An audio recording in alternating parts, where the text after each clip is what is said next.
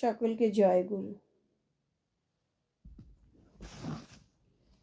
আপ্যুরায়মাণ বৈশিষ্ট্য পালি ত্রিকালদর্শী প্রিয় পরম শ্রী শ্রী ঠাকুর অনুকূলচন্দ্রের রাঙা রাতুল চরণে শত সহস্র কোটি প্রণাম।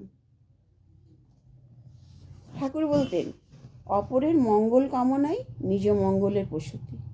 আমাদের ঠাকুর শিখিয়েছেন সর্বদা অপরের মঙ্গল চাইতে, অপরের মঙ্গল কামনা করলে নিজের মঙ্গল হয়।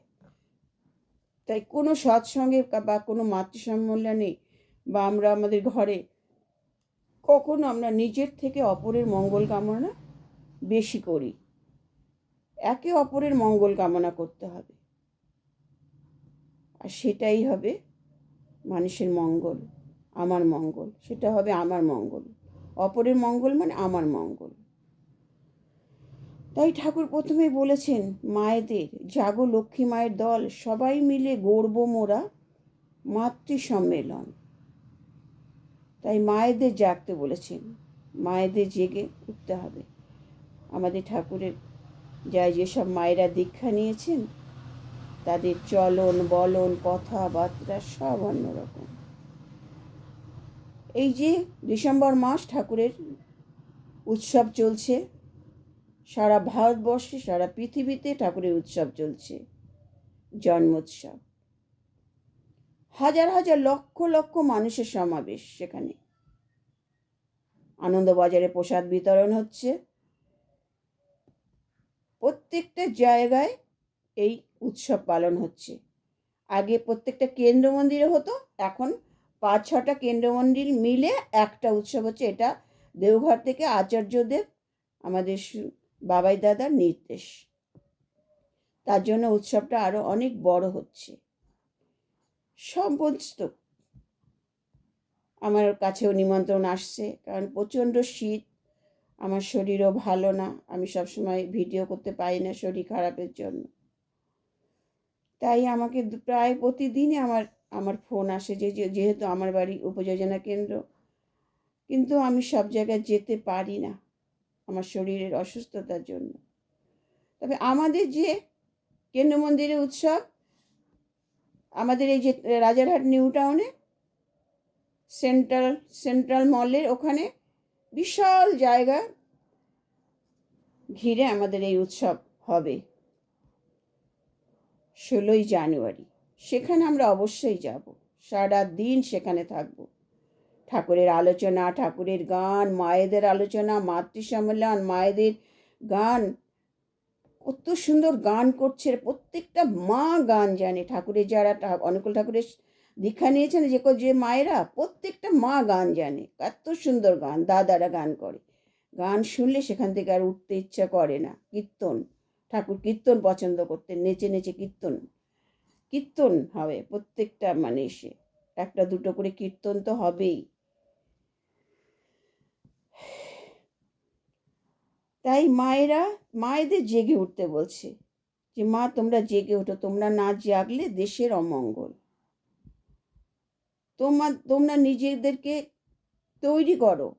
তোমরা যদি নিজেদের তৈরি না করো, তোমাদের যদি চাল চলন সব আচার ব্যবহার ঠিক না হয়, একটা আদর্শ নারী হয়ে না উঠতে পারো, তাহলে তোমাদের ঘরে তো আদর্শ সন্তান আসবে না। তাই প্রত্যেকটা মাকে বলেছে তোমরা আদর্শ মা হয়ে ওঠো। সেই ভুবনেশ্বরী দেবী, ভগবতী দেবী, ভুবন মোহিনী দেবীর মতন মা হয়ে ওঠো, আর তাদের মতন সন্তান পৃথিবীতে আসুক। তাই ঠাকুর বলেছেন এই যে যত মায়েরা আজকে ঠাকুরের দীক্ষা নিয়েছে, প্রত্যেকটা মা নিষ্ঠার সঙ্গে ঠাকুরকে ভালোবাসছেন, ঠাকুরের কাজ করছেন, ঠাকুরের বিধান মেনে চলছে। হ্যাঁ, আমাদের তো বয়স হয়ে গেছে, ইয়ং যেসব মায়েরা, হ্যাঁ, তারা সংসারকে, শ্বশুর শাশুড়ি সংসার নিয়ে সুন্দরভাবে গুছিয়ে সংসার করছে, আবার ঠাকুরেরও কাজ করছে, আবার ঠাকুরের দীক্ষাপত্রের কাজেও তারা বেরিয়ে পড়ছে। বাবাই দাদা বলছে ঘরের কাজ করার পরে তোমরা দীক্ষাপত্রের কাজে বেরিয়ে যাবে।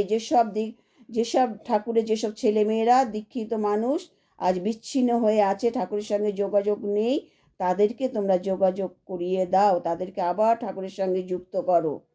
এই কাজে সমস্ত দাদারা মায়েরাও বেরিয়ে পড়ছে। এটাই হচ্ছে কাজ, ঠাকুরের কাজ। এটাই হচ্ছে ঠাকুরের ধর্ম প্রচার। এটাই ঠাকুর মানুষকে মানুষকে ভালোবেসে মানুষকে ঈশ্বরকেন্দ্রিক করে গড়ে তোলা, তাদের পরিবারটা গঠন করে দেওয়া, এটাই ঠাকুরের কাজ। তাই এর থেকে ভালো কাজ আর পৃথিবীতে নেই। সমাজসেবার কাজ, মানুষ গড়ার কাজ, একটা মানুষকে পথে আনতে হবে। কত বিপদগামীকে ঠাকুর পথে এনেছেন। আপনারা কবি হেমচন্দ্রের কথা শুনেছে বাংলাদেশে? এই যে একজন মাতাল, মদো মাতাল ছিল, সারা রাতে জীবন ঠাকুরের কাছে কাটিয়ে গেছেন। শেষ পর্যন্ত হয়তো ভালো হয়েছিলেন, ঠাকুরের গান লিখে গেছেন, ঠাকুরকে ছাড়া কিচ্ছু জানতো না। যেমন রামকৃষ্ণ গিরিশ ঘোষ, নটি বিনোদিনী, চৈতন্য মহাপ্রভুর শিষ্য জগাই মাধাই, তদ্রূপ ঠাকুর কত বিপদগামীকে পথে এনেছেন, সঠিক মানুষ তৈরি করেছেন। তাই বলে ঠাকুরের এমন দিব্যকান্তি চেহারা বা এমন কথা, তার মুখ দিয়ে এত মিষ্টি কথা মানে করতো যে মানুষ তার প্রতি আকর্ষিত হতো। সে যে যত বড় মানুষ হোক না কেন, ঠাকুরের সংস্পর্শে গেলে, ঠাকুরের সুদর্শন চেহারা একবার দর্শন করলে, ঠাকুরের কথা শুনলে, ঠাকুরের প্রতি তার আকৃষ্ট হয়ে দীক্ষা না নিয়ে কেউ ফিরতে পারত না। এই হচ্ছে আমাদের ঠাকুরের আধ্যাত্মিক জগতের ক্ষমতা। তাই ঠাকুর বলেছেন প্রত্যেকটা মাকে বলেছেন অভ্যাস, ব্যবহার, সহজ জ্ঞান দীক্ষা ছাড়া হয় না। তাই দীক্ষা নিতে হবে। অভ্যাস, ব্যবহার, সহজ জ্ঞান দীক্ষা ছাড়া হবে না। তোমার আচার ব্যবহার, ঠাকুর তোমার আচার ব্যবহার, কথাবার্তা এমন হবে যে তোমাকে দেখে যেন মনে করতে পারে সবাই যে হ্যাঁ, এই অনুকূল ঠাকুরের দীক্ষিত। এইভাবে তোমাকে তৈরি হতে হবে। এইভাবে তবেই তুমি ঠাকুরের মানুষ হয়ে উঠতে পারবে। আরও কি বলছেন? একা চলা নয়, সকলকে নিয়ে চলা। ধর্ম মানে কি? ধর্ম মানে কি?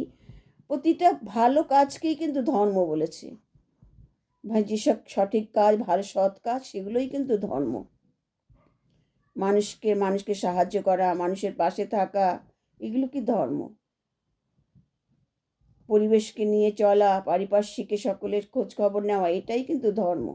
ধর্ম কাকে বলে?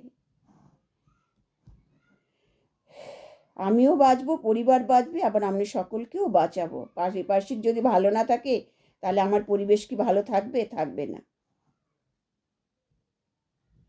ঠাকুর বলেছেন পারিপার্শ্বিক সকলকে নিয়ে চলবে। আর সব থেকে ঠাকুর বলেছেন পিতা মাতাকে ভক্তি শ্রদ্ধা করে। বাবা মা আজ তুমি বাবা মায়ের জন্য এই পৃথিবীতে এসেছো। আজকে যা কিছু করছো, যত বড় হয়েছো, সব কিন্তু বাবা মায়ের জন্য।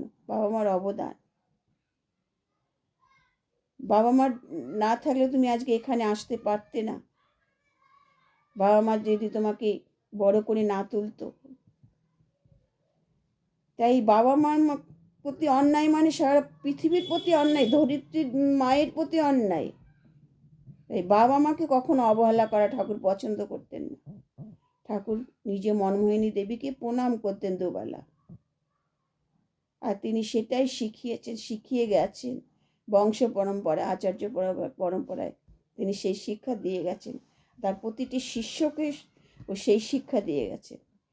তাই এই যে লক্ষ লক্ষ অনুকূল ঠাকুরের যে পরিবার না, তারাই মনে হয় একমাত্র সুখে শান্তিতে আছে, ভালো শিক্ষা সংস্কার নিয়ে তাদের ঘরে ঘরে ছেলে মেয়েরাও।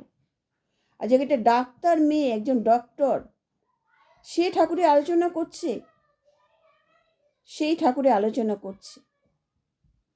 এই 25 বছর একটা মেয়ে হবে। এদাই হচ্ছে আদর্শ নারী, আদর্শ। ঠাকুর কে সে বুঝতে পেরেছে, ঠাকুর কে। আর ঠাকুরকে নিয়ে চললে সব মঙ্গলময় হয়ে উঠবে।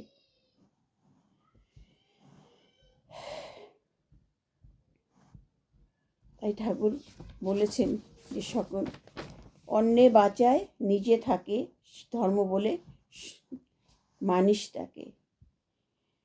আরও বলে সবাই মিলে আমরা করব পূজা, আয় রে তোরা আয়, নামগুলো সব কুসুম হয়ে পড়বে তাহার পায়।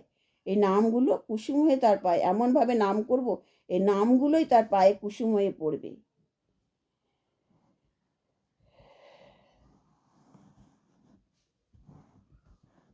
শ্রী শ্রী ঠাকুর অনুকূলচন্দ্র বলেন, মানুষকে সেবা দিয়ে জয় করো, ভালোবাসা দিয়ে জয় করো। মানুষই মানুষের সম্পদ। ব্যক্তিত্ব চরিত্র যদি গঠিত হয় অভাব তাহলে অতি সহজে পালিয়ে যায়। অভাব মোচন করা যায় যদি তোমার চরিত্র ব্যক্তিত্ব সুন্দরভাবে গঠন করতে পারো।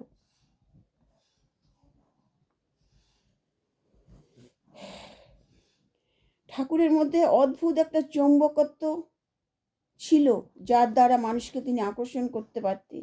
ঠাকুরকে মানুষকে কাছে অনায়াসে মানুষকে কাছে আনতে পারতেন। ঠাকুর যা বলতেন তাই শুনতো তারা। এমন ঠাকুরের এমন গুণ ছিল, এমন দক্ষতা ছিল ঠাকুরের।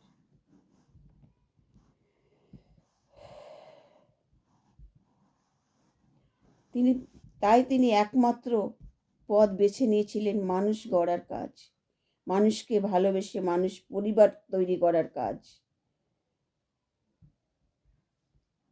তাই তিনি সৎসঙ্গ আন্দোলন তৈরি করেছিলেন এবং সদ্গুরু দীক্ষা নিয়ে সৎ পথে চলার কথা বলেছেন তিনি। তবে তুমি তোমার জীবন সুন্দরভাবে অতিবাহিত করবে, শান্তিময় জীবন পাবে, সুন্দর একটা আদর্শময় জীবনে তুমি চলতে পারবে।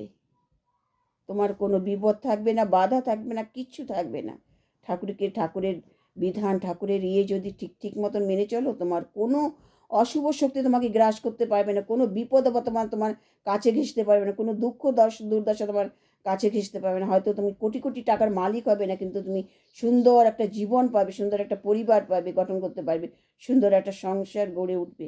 ঠাকুরেরকে অনুসরণ করে চলে, ঠাকুরের বিধি মাফিক চলনে চললে, ঠাকুরের বাণী মেনে চললে, ঠাকুরের পঞ্চনীতি মেনে চললে তুমি প্রত্যেকটা পরিবার সুন্দরভাবে গড়ে উঠতে পারবে। একমাত্র অনুকূল ঠাকুরের দীক্ষা নিয়ে একটা সুন্দর পরিবার গড়ে উঠবে, সন্তান সুন্দর গড়ে উঠবে।